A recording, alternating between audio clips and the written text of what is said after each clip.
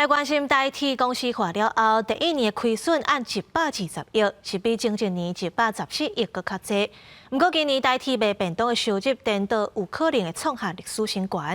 台铁协会表示，铁道协会表示，台铁的了钱都是因为车票优待负担伤重啊。协会是呼吁交通部要规划好势，若无了钱的问题，永远都袂解决。早起9点外，60块的排骨便当已经拢卖了啊！100块有肉有菜排骨便当卖了真好，唔是食饭时间，也有真侪人排队要买。我买6个。哦，觉得他们便当是好吃，好吃。它还有一种那个控肉的更好吃。就是我们如果有出去旅行就会买，就一定会来。嘿，对，就有怀旧的感觉。台铁便当伫咧2024年开发真侪新的口味，销售金额也创历史新高，超过疫情进前的7.48亿。不过，伫咧运输补贴一直了的情形下，全年实际亏损的数字可能会到120亿，比去年的117亿还佫较侪。董事长杜比讲，公司化挂牌营运了，增加真侪必要支出，也有车伫咧大估了的费用因素。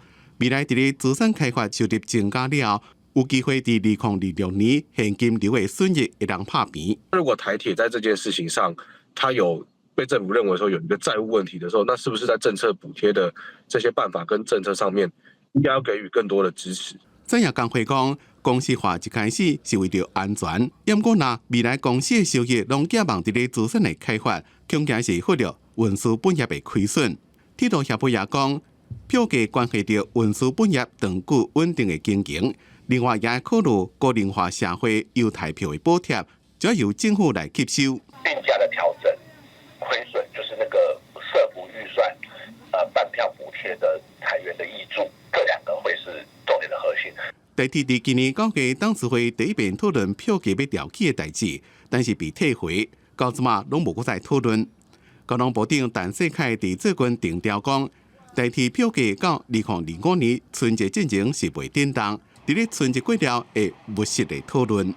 记者综合报道。